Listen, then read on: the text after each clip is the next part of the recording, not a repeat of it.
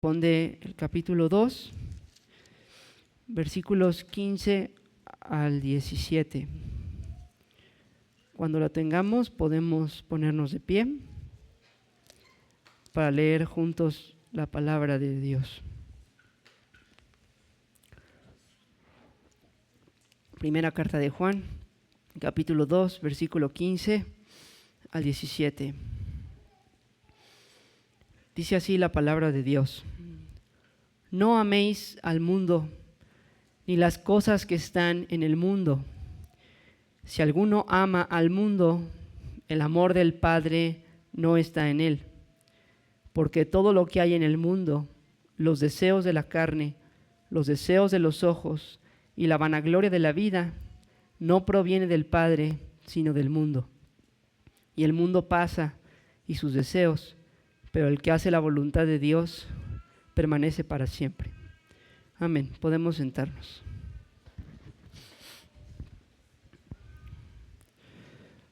Pues hemos estado, gracias a Dios, avanzando en la primera carta de Juan poco a poco. Y hemos visto cómo Juan está ayudando a los hermanos de las iglesias de Asia Menor, que habían sido sacudidos por esta división o esta salida de varios profesos o profesantes de la cristiandad, personas que empezaron a abandonar la doctrina correcta sobre quién es Cristo, y eso los llevó forzosamente a una mala manera de vivir.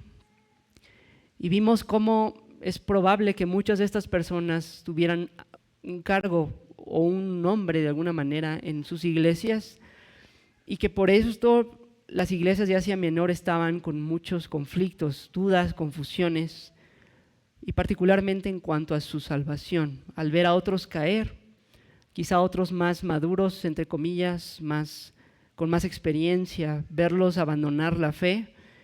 Eso llenó a estas iglesias de dudas, de incertidumbres, de preguntas sobre su propio estado y condición ante Dios. Y hemos visto cómo Juan, con un corazón pastoral, el apóstol Juan, poco a poco está tratando con los hermanos, ayudándoles a ver a Cristo fuera de ellos y a Cristo en ellos, para que puedan tener mayor seguridad de su salvación. Y ese propósito es el que va a cubrir toda la carta en todo lo que Dios nos permita considerar. Y particularmente ese es el propósito del pasaje que hoy estamos considerando. Nuestro texto tiene el propósito de dar fortaleza, de dar seguridad a los creyentes genuinos. Y tiene el propósito también de dejar bien claro quién no es un creyente para que lo pueda ser. Vamos a abordar nuestro texto, hermanos, esta mañana mediante 3 puntos que corresponde a 3 partes que hay en nuestro texto, 3 cosas que podemos ver aquí. En primer lugar, vamos a mirar un mandamiento que da el apóstol Juan. En segundo lugar, una frase condicional. Y en tercer lugar, aclaraciones. Entonces, en primer lugar, un mandamiento.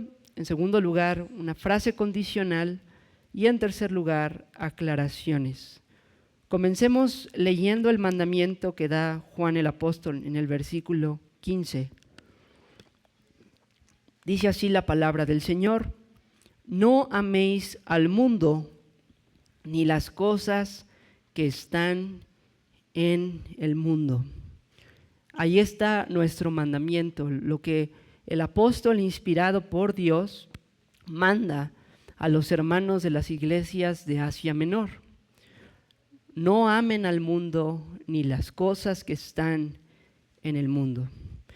Si tú tienes algún tiempo en el cristianismo, quizás este mandamiento no suena tan raro porque en el lenguaje cristiano se usa, ¿no?, la palabra mundo como la está usando Juan aquí. Pero si tú quizás no tienes algún contexto cristiano o de alguna iglesia, quizás te suena muy raro, ¿no?, este mandamiento, como de que no debemos amar al mundo. Y esto es porque quizás, o más bien, esto es porque en el español normalmente no usamos la palabra mundo como Juan el apóstol la está usando aquí. Todo el sentido de este pasaje, la clave para entender lo que dice Juan consiste en entender qué quiere decir con la palabra mundo, y ese es el gran reto de nuestro texto. Y es un reto porque la palabra que usa el apóstol Juan aquí, que es la palabra griega cosmos, es una palabra que se usa de varias maneras, con varios sentidos en la palabra de Dios y particularmente en los escritos de Juan. En el Evangelio de Juan y en sus cartas vemos vez tras vez aparecer la palabra mundo, pero con significados bastante diferentes entre ellos. Y podríamos resumir que Juan usa de tres formas la palabra mundo en sus escritos. En primer lugar, Juan usa esta palabra para hablar de la creación. Por ejemplo, en Juan 1:10 dice Juan, el mundo por él fue hecho, hablando de Cristo. Y ahí claramente cuando dice el mundo por él fue hecho, es claro, ¿no? Se está refiriendo Juan aquí a la creación. Se está refiriendo a lo que Cristo creó en la creación, al mundo, a todo el orden creado, a todo el universo, todos los planetas, absolutamente todo. El mundo por él fue hecho. Y ese es un sentido en el que se usa la palabra mundo en los escritos de Juan. Pero hay otro sentido, el segundo, en el que Juan usa esta palabra que es referente a la humanidad. Y aquí, por ejemplo, tenemos nuestro pasaje clásico, ¿verdad? De Juan 3:16, porque de tal manera amó Dios al mundo. Juan usa la palabra mundo ahí para hablar de la humanidad en general, de los seres humanos, del mundo, pero particularmente de los hombres, de los humanos. Y el tercer significado en el que Juan usa esta palabra se refiere más bien a lo que conocemos como el reino de las tinieblas. Y por ejemplo, Juan dice en 1 de Juan 5:19, el mundo entero está bajo el maligno. Entonces, este sentido de esta palabra no quiere hablar de la creación ni de la humanidad en general, sino particularmente de lo que resultó cuando sucedió la caída. Cuando el hombre cae en el huerto de Edén, el hombre en lugar de someterse a Dios, ahora se somete al diablo, a la serpiente, y a partir de allí, los hombres junto con la serpiente, ¿verdad?, junto con el diablo, se alejan de Dios y forman todo un sistema, todo un estilo de vida que se aleja totalmente de los mandamientos de Dios y que llega a ser de hecho un reino opuesto al reino de Dios, lo que conocemos como el reino de las tinieblas. Entonces tenemos esos tres significados de la palabra mundo en los escritos de Juan, y la gran pregunta es, bueno, ¿cuál está usando Juan aquí? Y creo yo que por simple lógica es sencillo saberlo. No puede ser que esté hablando de la creación, porque la Biblia claramente nos dice que la creación es buena, ¿no? Dios pronunció vez tras vez que todo lo que Él había hecho era bueno en gran manera. Y aunque la creación ha sufrido una caída por nuestra culpa, y aunque definitivamente no está hoy en su esplendor y gloria que tenía en el huerto del Edén, es verdad que la Escritura nos manda amar la creación de nuestro Señor.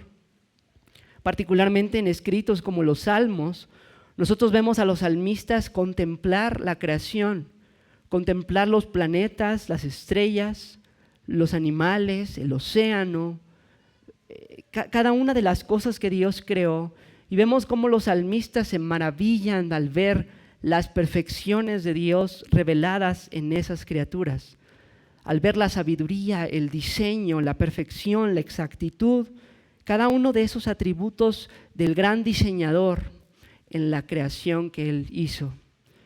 Así que sería ilógico que Juan nos pidiera odiar al mundo, porque vemos en la Escritura todo un cúmulo de evidencias de que es bueno amar al mundo en el sentido de amar la creación de nuestro Dios, maravillarnos por ella y glorificar a Dios por ella, por lo que Dios ha revelado en sus criaturas.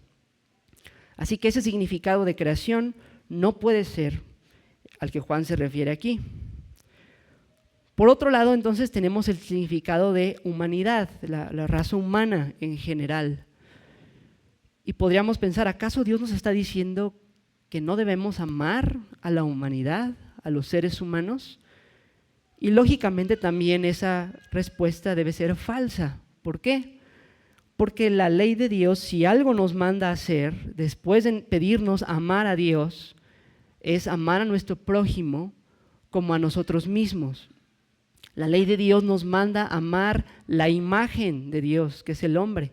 Y claro, sufrió una caída y la imagen de Dios ya no brilla con el mismo esplendor con el que brillaba en el Edén, sí, cierto, pero aún así Dios nos manda amar a nuestro prójimo, a los demás seres humanos, y nos manda en varios mandamientos a respetar, amar, obedecer a nuestro prójimo, incluso a nuestros enemigos.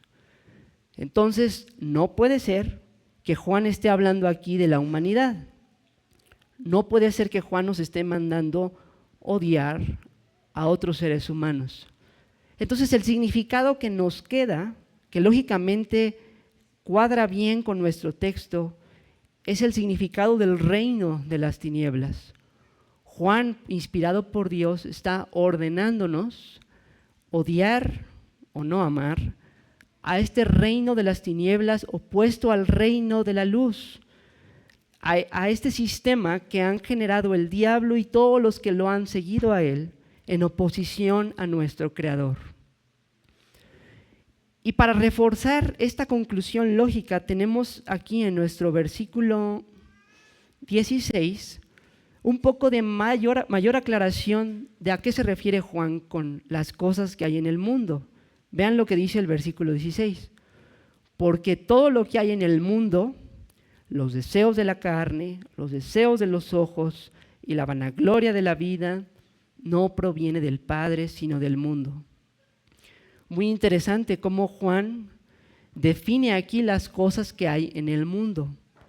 Deseos, tentaciones, lujurias, también puede traducirse ahí la palabra. El deseo de la carne, apelando a estos deseos que hay en el mundo a nuestra naturaleza humana caída, lo que quiere nuestra naturaleza humana ahora corrupta en el pecado. Este sistema creado, ¿verdad?, por el diablo y por los rebeldes, ¿verdad?, al desobedecer, apela continuamente a lo que quiere nuestra naturaleza humana caída, nuestra carne. Este sistema, este reino de tinieblas, apela a lo que desean los ojos caídos del hombre, a ver cosas feas, cosas perversas que ofenden a Dios y a nuestro prójimo. Y este sistema, este reino de tinieblas, promueve la vanagloria de la vida. En lugar de promover que el hombre glorifique a Dios, promueve que el hombre busque su propia gloria. Y esa propia gloria que el hombre busca es vanagloria, porque es vacía, vano, vacío, es hueco, porque es una gloria falsa. El único ser glorioso en sí mismo es Dios, y el único digno de ser glorificado es Dios. Por lo tanto, es una búsqueda vana, porque jamás llega a ser satisfecha. Y es muy curioso que si vamos juntos a Génesis 3:6, si me acompañan, vemos esta triada de cosas en el momento en el que el diablo tienta a Eva. Génesis 3:6.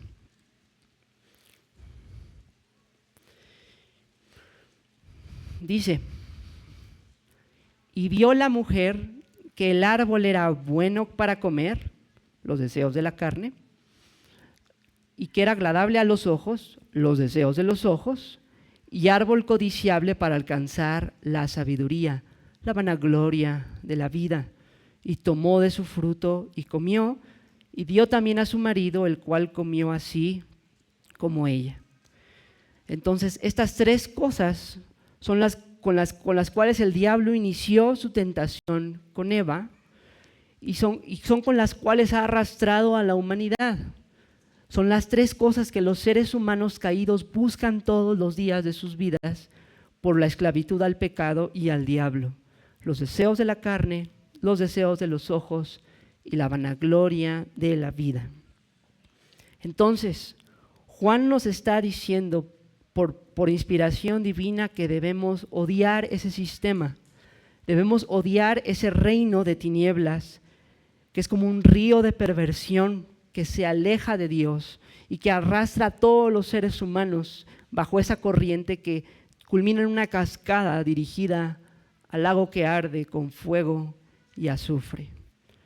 Así que ese es nuestro mandamiento: no améis al mundo, no amen al mundo. Pasamos ahora a nuestro segundo punto, que es una frase condicional. Y esta frase condicional está en el versículo 15 también. La segunda parte del versículo 15 dice: si alguno ama al mundo, el amor del Padre no está en él. Y llamamos a esto una frase condicional porque está presentada con la estructura de si algo es cierto, entonces la conclusión es esta. Y estas frases condicionales las maneja Juan constantemente en su carta. Hemos visto varias de ellas ya en sermones pasados, y si ustedes leen la carta van a ver que cada vez que Juan presenta un nuevo argumento lo hace a través de una frase condicional. Estas frases condicionales jamás pretenden decir al lector que la salvación es por obras. Jamás pretenden decir que si el hombre hace buenas obras alcanzará por causa de las obras la salvación. Más bien, estas frases condicionales que Juan usa están basadas en el concepto de la realidad de la raíz y el fruto, la relación condicional de la raíz con su fruto. Si la raíz es correcta, entonces el fruto es correcto. Y entonces, si la raíz es incorrecta, el fruto es incorrecto. Y podemos conocer con estas frases condicionales la raíz a través del fruto. Y es lo que está haciendo Juan aquí. Si alguno ama al mundo, es decir, un mal fruto, el amor del Padre no está en él, mala raíz. Y en todas estas frases condicionales, siempre Juan tiene en mente hablar del tema de la salvación y lo hace con varias expresiones. Y aquí particularmente decide hablar de la salvación como alguien que tiene el amor del Padre en él.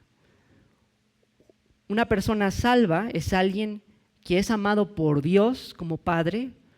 El amor paternal de Dios solo le pertenece a los creyentes y es alguien que a su vez ama a Dios como su Padre, porque eso es una respuesta que solo sucede en el corazón nuevo, en el corazón de un creyente. Entonces, lo que Juan está diciendo al decir si alguno ama al mundo, el amor del Padre no está en él, lo que él está diciendo es, si alguien está en este río de tinieblas, en este reino de maldad que va cayendo rumbo al infierno, si alguien está allí, no es cristiano, no es salvo. Y Juan, como lo hemos estado viendo en nuestra carta, dice estas palabras teniendo en mente a todas las personas que se fueron de las iglesias de Asia Menor. Porque ¿qué es lo que sucedió con ellos? Estas personas profesando creer en Cristo, profesando que sí, que tenemos un conocimiento muy esotérico de Dios y todo lo demás, llegaron a una conclusión errada de quién es Cristo y sus vidas se descarriaron. Unos se fueron por el lado del legalismo, ¿verdad? Por el lado de ser estrictos y de practicar cosas que la Biblia jamás manda. lastimar sus propios cuerpos a un grado que la Biblia jamás ordena y abstenerse de cosas buenas que Dios creó para que las disfrutemos. Y otros se fueron al extremo de entregarse libremente a sus pasiones. Pero ambas respuestas de estas personas son pecaminosas y pertenecen a este río de maldad, a este reino de las tinieblas. Entonces lo que Juan está diciendo es, ellos que aman al mundo, ellos que profesaron un Cristo falso y sus vidas se descarriaron a cosas contrarias a la palabra de Dios y que viven en ese estilo de vida, ellos no son creyentes. El fin de este río de maldad es la cascada del lago que arde con fuego y azufre. Y el objetivo de Juan al decir estas palabras no es alarmar más a los creyentes de Asia Menor, no es provocar más miedo, más dudas y más temor y temblor, sino el objetivo es consolar y ayudar. Porque los creyentes que permanecieron en la iglesia fieles a Cristo, a pesar de sus luchas, tentaciones y aflicciones, podrían identificar que aunque no son perfectos, aunque no son lo que deberían ser, han salido de este río de las tinieblas, han salido de este reino de maldad y ahora están en el reino de luz. Con el pecado que aún hay en ellos, con todas sus luchas y tentaciones, pero con una realidad de un cambio radical sucedido en sus corazones como el que nuestros hermanos acaban de testificar al bautizarse. No es un cambio perfecto, pero sí es un cambio radical de la raíz. La raíz cambió, el fruto cambió. Y luego entonces un creyente de Asia Menor al leer estas palabras, por más débil que sea, debería ser ayudado a lejos de tener dudas, tener seguridad y decir, bueno, sí, yo estaba en ese río de maldad, en ese reino de tinieblas, ya no lo estoy, aunque no soy perfecto. Luego entonces, aunque ellos profesan conocer a Cristo, ellos están condenados y yo estoy salvado. Yo tengo vida eterna, yo conozco a Cristo y estoy unido a Él. Entonces, la frase condicional del texto tiene el objetivo de ayudar, de fortalecer, de dar claridad a los creyentes fieles al Señor, de que son salvos no por sus obras, sino por las obras de Cristo, y que sus obras son un fruto de una raíz correcta, de un corazón cambiado, salvado por el Señor. Entendiendo entonces la frase condicional, pasemos ahora al tercer punto del mensaje, que son algunas aclaraciones que Juan hace en los versículos 16 y 17. Dice aquí el versículo 16, porque todo lo que hay en el mundo, los deseos de la carne, los deseos de los ojos y la vanagloria de la vida, no proviene del Padre, sino del mundo. Y el mundo pasa y sus deseos, pero el que hace la voluntad de Dios permanece para siempre. Titulé estos dos versículos como aclaraciones porque es lo que puedo ver aquí. Al decir por qué, es la palabra con la que empieza el verso 16, cuando uno dice por qué, etcétera, ese por qué está dando una explicación, una aclaración de lo que se dijo anteriormente. Entonces, Juan está dando un por qué o por qué lo que dijo anteriormente es cierto. Y podemos verlo así.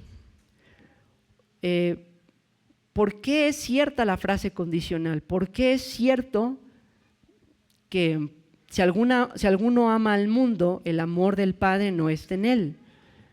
Y podemos claramente responder con el versículo 16.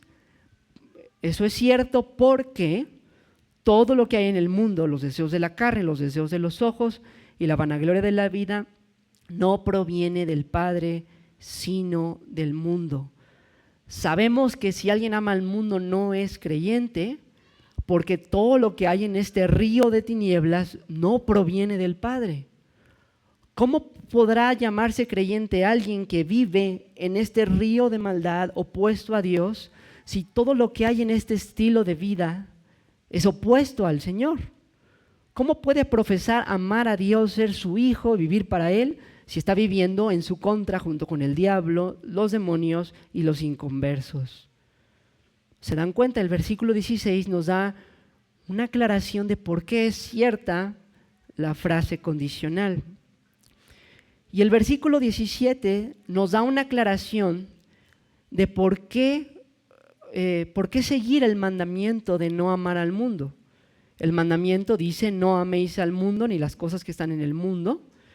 Y el versículo 17 nos dice por qué, nos da una razón que da bastante peso al mandamiento al decirnos que el mundo pasa y sus deseos, pero el que hace la voluntad de Dios permanece para siempre. ¿Por qué no amar al mundo y las cosas que están en el mundo? Porque este mundo pasa. Y aquí la palabra pasa en el griego está escrita en un tiempo verbal que puede traducirse está pasando. Y aquí la idea es que es una acción que está sucediendo continuamente.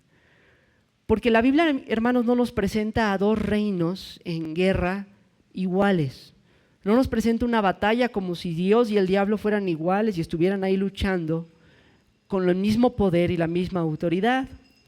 Al contrario, la Biblia nos habla de un Dios que se hizo hombre, que vivió la vida perfecta que deberíamos vivir, que sufrió en la cruz el castigo de nuestros pecados, resucitó de los muertos y ha sido coronado como Señor y Cristo. La Biblia nos habla de ese Dios y ese hombre, nuestro Redentor, nuestro Salvador. Y nos habla claramente la Biblia que allí, en la cruz de Calvario, cuando Cristo murió, la cabeza de la serpiente fue aplastada, como lo decía la promesa que Dios le dijo a Adán y Eva. Y a partir de allí, de esa muerte de nuestro Redentor, el diablo ha sido derrotado, aplastado. El diablo ha sido atado. Ese es otro término que se usa en el Nuevo Testamento para hablar de esta derrota de Satanás. Y solamente es cuestión de tiempo para que el reino de la luz siga creciendo, siga avanzando, siga permeando el mundo y siga salvando y recogiendo a todos los elegidos de Dios, para que al final del día nuestro Señor regrese y nuestro Señor consume este reino que ya está avanzando. Entonces el reino de Dios ya fue inaugurado, ya está creciendo cada día, y el reino de las tinieblas ya fue derrotado y cada día está pasando. Cada día el río del maligno se acerca más y más a la cascada que desembocará en el lago de fuego. No es una lucha entre iguales, no estamos en el terror de a ver quién va a ganar. Ya Cristo es el vencedor, Él está creciendo, su reino está avanzando y el diablo cada vez está menguando más y cada vez será acercado más a su perdición. El mundo está pasando, el mundo pasa y sus deseos, dice aquí, pero el que hace la voluntad de Dios permanece para siempre. Y esto obviamente motiva a los creyentes a leer este pasaje, porque cuando uno se da cuenta de la tentación pasajera por la que uno es tentado de este río de maldad, uno tiene una motivación más clara de vivir para Dios, de no amar al mundo ni las cosas que están ahí.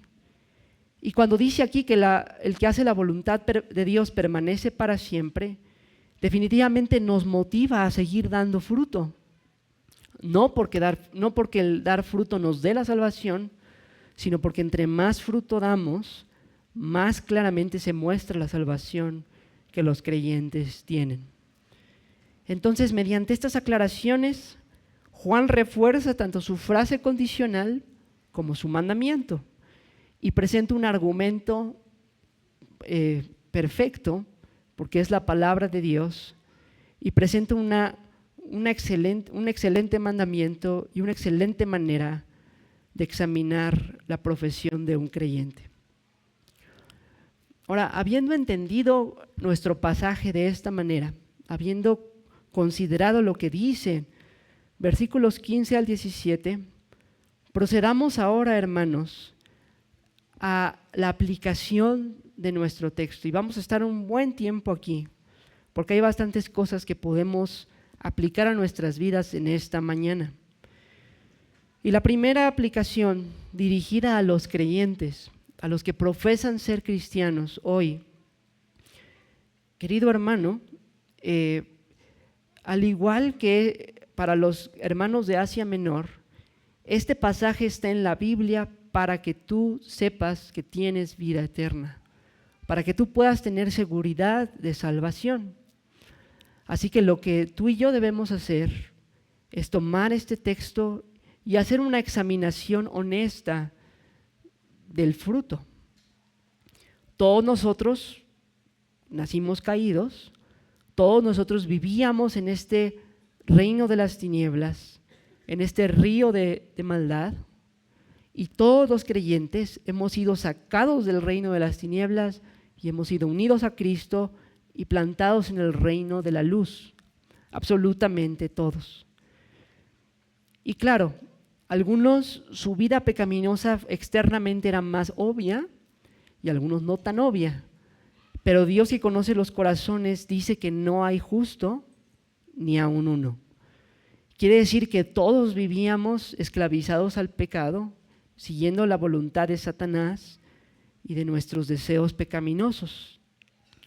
Entonces, hermano, ¿no es cierto que hubo un cambio?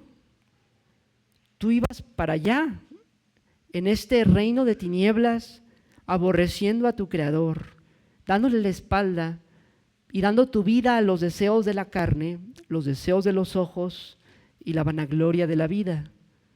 ¿Pero qué pasó? Que ahora no.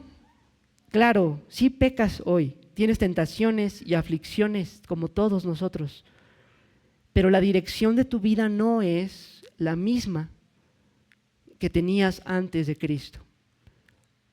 No es la misma.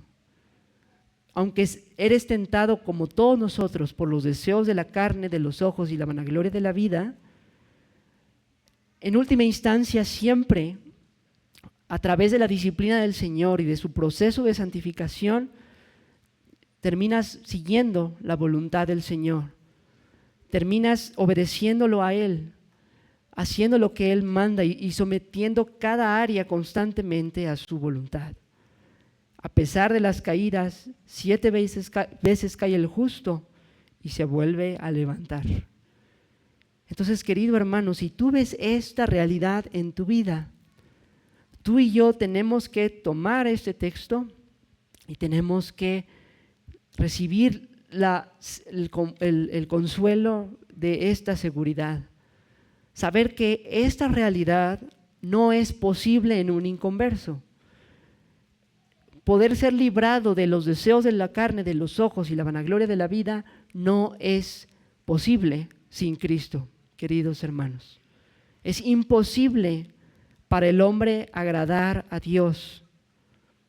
Los designios de la carne son enemistad contra Dios, dice Pablo, y no pueden y es imposible que puedan agradar, no se sujetan a la ley de Dios, dice, ni tampoco pueden.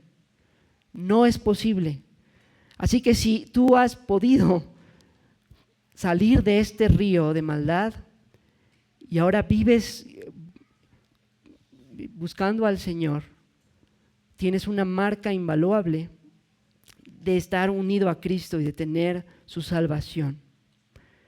Así que si tú tienes esto, hermano, hoy tú tienes que salir de este culto con mayor seguridad con la que llegaste. Debes salir con consuelo, de decir, ok, sí, estará pasando esto o esto en mi vida, estas o cuales luchas, sí, todo eso es cierto, pero recordar que estás unido a Cristo y el fruto es evidencia clara de eso.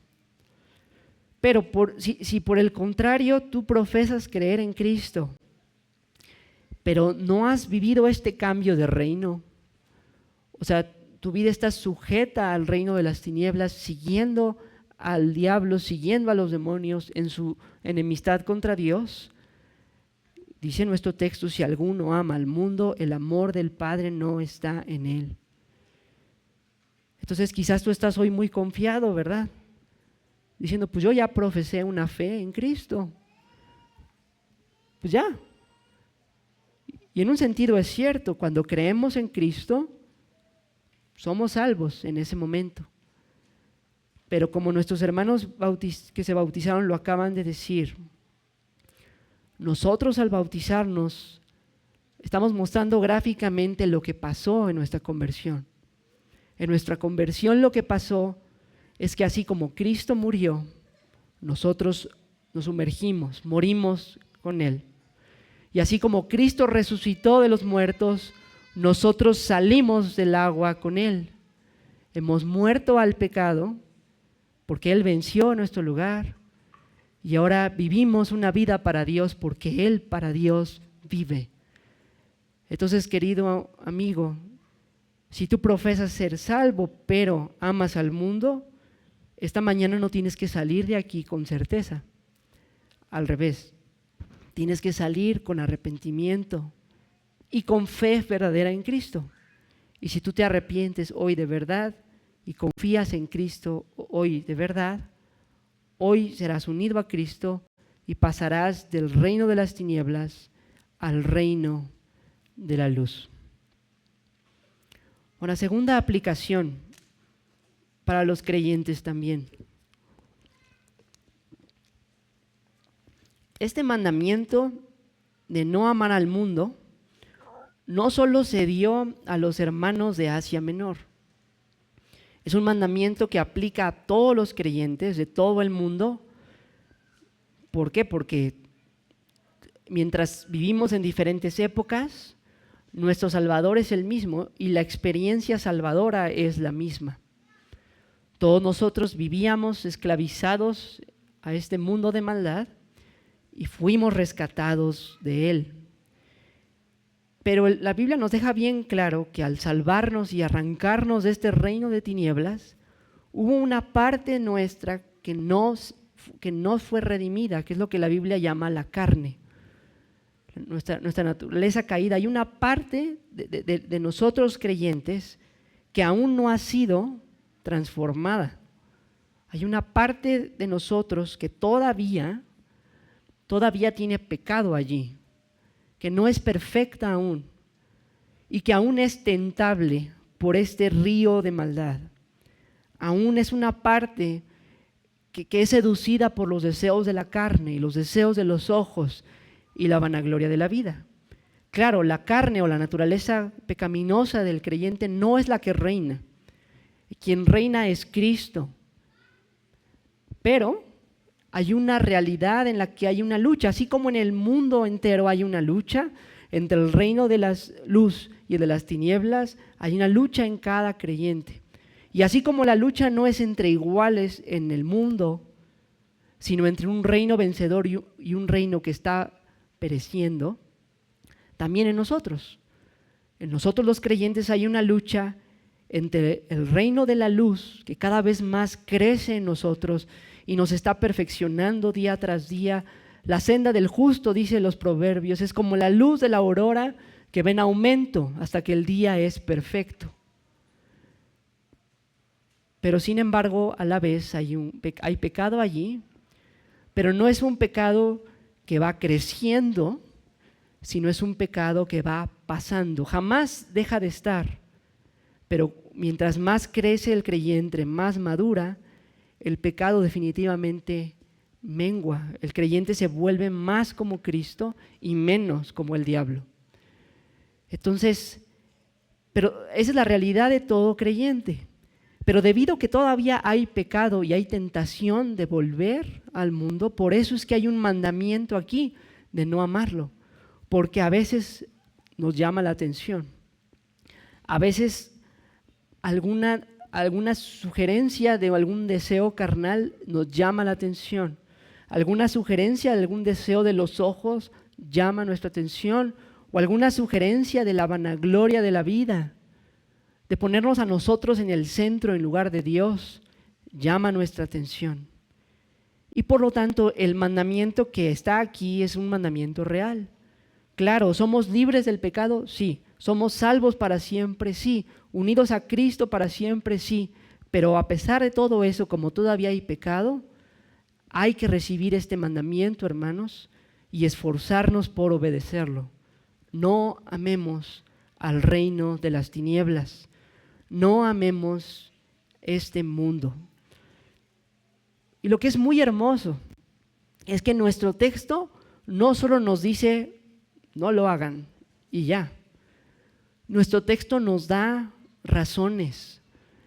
¿Para qué? Para poner en orden nuestros pensamientos, la meditación de nuestras mentes y en lugar de nuestros afectos. Nuestro texto no solo nos dice qué hacer, sino nos pastorea y nos conduce y nos alinea a la voluntad de Dios. Y hay tres cosas aquí que este texto nos dice a los creyentes que debemos hacer para poder cumplir este mandamiento de mejor manera. En primer lugar, nuestro versículo 16 nos deja bien claro que todos estos deseos no provienen del Padre, sino del mundo. Entonces, lo primero que tú y yo tenemos que considerar constantemente, hermano, es eso. Cada vez que tú y yo seamos tentados por este río de maldad, por esta seducción, ¿verdad?, de pecado, tú y yo tenemos que traer a la mente otra vez esta cosa que está tentándome, esta cosa que está jalándome, no viene del Padre. No viene del Padre a quien yo amo y no viene del Padre más importante que me ama a mí. No viene del Padre que me ha recibido con brazos abiertos, que me ha dado una herencia en su casa y me ha amado incondicionalmente. No viene de aquel que es el tesoro de mi corazón. No viene del Padre esta tentación y por lo tanto la voy a rechazar. Claro, es atractiva, sí, porque hay pecado en nosotros, pero mi Padre es más precioso, mi Padre es más glorioso, mi Padre me ha amado con un amor real. Esta tentación, este deseo falso, no tiene ni la más mínima intención de hacerme bien, al contrario.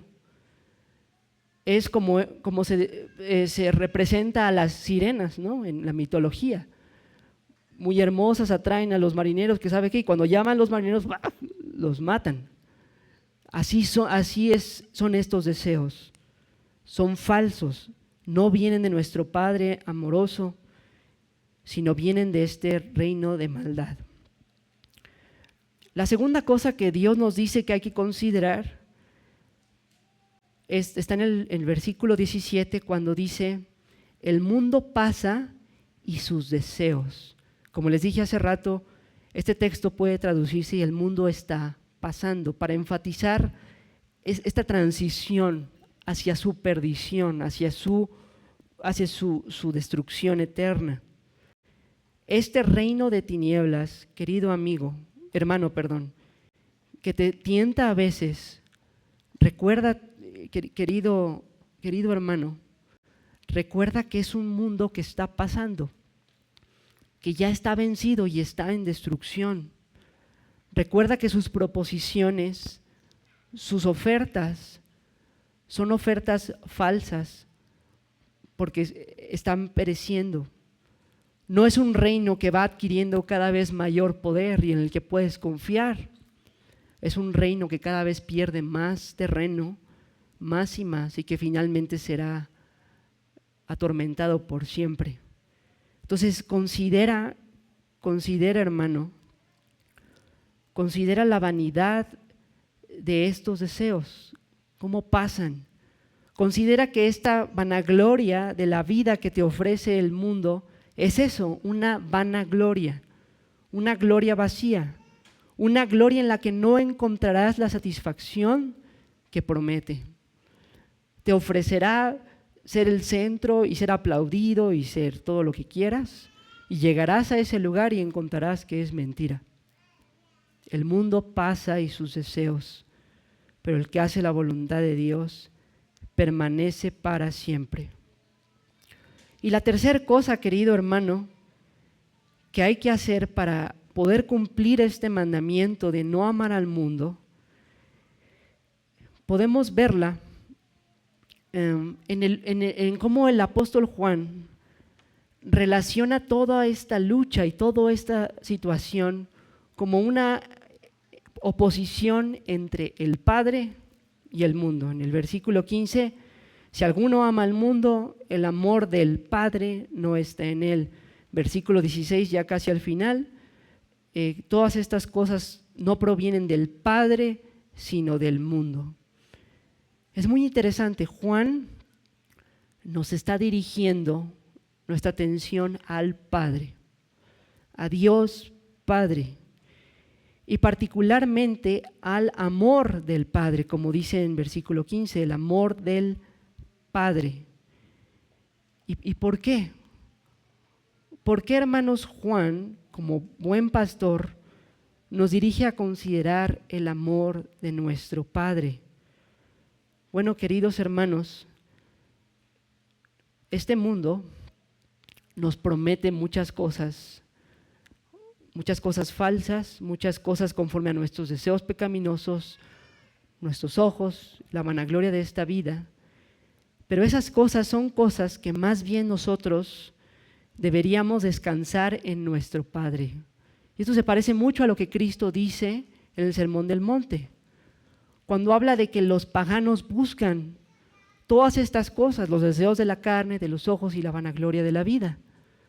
Pero lo que nos dice Cristo en el Sermón del Monte es: busquen primeramente el reino de Dios y su justicia, y lo demás será añadido. Querido hermano, ¿por qué menciona Juan particularmente al Padre y no al Hijo o al Espíritu? No es porque solo el Padre sea Dios, porque sabemos que las tres personas tienen la misma divinidad, sino es más bien por nuestra relación peculiar que tenemos con el Padre. La relación peculiar que tenemos con el Padre es de hijos, y la relación de un hijo con un padre es una relación de dependencia. Cuando un hijo quiere algo, bueno, un hijo no tiene los recursos para tenerlo. Lo que hace es externarlo a su padre y confiar en que el padre tiene la sabiduría para discernir si me conviene o no me conviene. ¿Qué pasa? Nuestros hijos chiquitos ven dulces por todos lados y quieren dulces, dulces, dulces. Un buen padre no le da siempre dulces a su hijo porque le va a arruinar su apetito y su salud. Y así es nuestro Padre. Entonces, cada vez que el mundo nos tiente, hermanos, si hicieras esto serías tal y serías alabado por todos. Y si hicieras esto tendrías satisfecho tal deseo o tal cosa que quieres ver. Confía en tu Padre, hermano. Confía en tu Padre, que si no te ha dado eso, es porque es lo mejor para ti. Confía en tu Padre, que tiene más sabiduría que tú, que te conoce mejor y que tiene la perspectiva completa del panorama y que te está cuidando y dándote lo que necesitas nada más. Confía y descansa en tu Padre y en ese descanso crece en ese amor por el Padre. Porque entre más crezcas y crezca yo, crezcamos en nuestro amor por el Padre, nuestro amor por el mundo disminuirá. Estos dos amores, el amor del Padre y el amor del mundo, son opuestos. Y entre más nutramos, hermanos, nuestro amor del Padre, entre más tengamos comunión y dependencia de nuestro Padre, experimentaremos más su amor, estaremos más satisfechos en Él y venceremos más fácil las tentaciones de alejarnos de Él. Así que, hermano, nuestra tercera dirección que da aquí el texto es crecer en este amor, en el amor del Padre. Y finalmente, quiero concluir dirigiéndome a todos los que hoy estén sin Cristo. Hemos hablado pues bastantes cosas de la realidad de un inconverso, la realidad de alguien que no está en Cristo. Todos los que no están en Cristo están en este reino de tinieblas, en camino a esta cascada del infierno. Y querido amigo, si tú no estás hoy en Cristo, tú estás ahí, tristemente, ¿verdad? No es para ofender, sino es para hablar con la verdad. Tú estás sin Cristo en este reino de tinieblas, camino al infierno. Pero querido amigo, no te vayas a confundir. No vayas a decir, entonces lo que se necesita es amor por Dios, por el Padre, y eso me va a sacar de este mundo, de este reino de tinieblas. La respuesta es no. No, amigo, no es así. Nuestro amor no va primero en esta ecuación. Fíjate lo que dice Juan en 1 de Juan 4, 19. Primera de Juan, capítulo 4, versículo 19. Dice, nosotros le amamos a Él porque Él nos amó primero. Y esto, querido amigo, es la gloria del Evangelio. Porque el mensaje del Evangelio no viene a ti a decirte tienes que hacer esto, lo otro. Tienes que amar al Padre en este caso para poder salir de las tinieblas, para poder salir del infierno. Tienes que amar a Dios. ¿Tú tienes que hacerlo? No, es al revés. La gran maravilla de la palabra de Dios, la gran maravilla del Evangelio, es que nos dice que cuando nosotros odiábamos a Dios, Él nos amó. Él nos amó desde antes de la fundación del mundo. Y Él, correspondiente con ese amor, vino al mundo y tomó nuestro lugar, el lugar de nosotros, sus enemigos. Y al tomar nuestro lugar, se identificó con nuestro pecado y se presentó en la cruz ante el Padre como si Él fuera el pecador. Y en la cruz recibió ese infierno al cual tú te diriges. Cristo se puso al fin de esta cascada, extendiendo sus brazos, y recibió sobre Él la furia de Dios, del Dios vivo. La ira que debería caer sobre nosotros cayó en la base de esta cascada, en el monte Calvario, sobre nuestro Salvador Cristo. Y en esa cruz, Cristo absorbió toda esta cascada de la ira de Dios. Cristo bebió toda esta maldición, todo este abandono y rechazo que justamente merecemos recibir de parte de Dios. Y habiendo absorbido toda la ira, habiendo tragado toda la maldición, murió. Después de morir fue sepultado. Pero al tercer día pasó lo que hoy estamos celebrando. Cristo resucitó de los muertos conforme a las Escrituras. Y resucitado en carne y hueso volvió al Padre y fue exaltado por el Padre como el Señor y Cristo, ofreciendo salvación libre y gratuita para todos los que se arrepientan y crean en Él. Entonces, querido amigo, tú que no estás en Cristo, para ti, gracias a Dios, el mensaje esta mañana no es pensar en tu amor por Dios, porque la Biblia de hecho dice que no hay quien busque a Dios. De los que están sin Cristo no hay nadie que ame al Señor de verdad. No hay nadie. Así que no puedes confiar en eso, sino en el Dios que te amó primero, que envió a Cristo y que recibió en esa cruz este castigo. Y la Biblia dice que si tú te arrepientes y crees en Él, serás salvado de esta perdición y experimentarás este amor incondicional de parte de Dios y serás sacado de este reino de las tinieblas y podrás entonces por primera vez responder en amor a Él. Pero la respuesta en amor no nos salva. La respuesta de amor de una persona al amor de Dios es solo el fruto de haber sido salvado.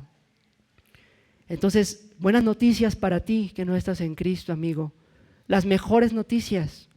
La salvación ha sido lograda por Cristo, en Cristo. y es ofrecida a todos, incluyéndote hoy a ti.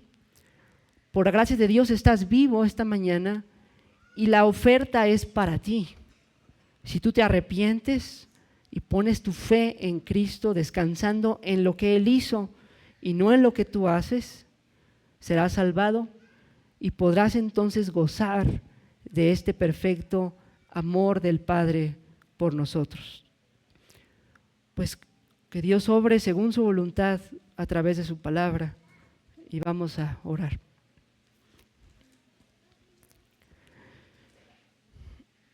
Señor, te damos gracias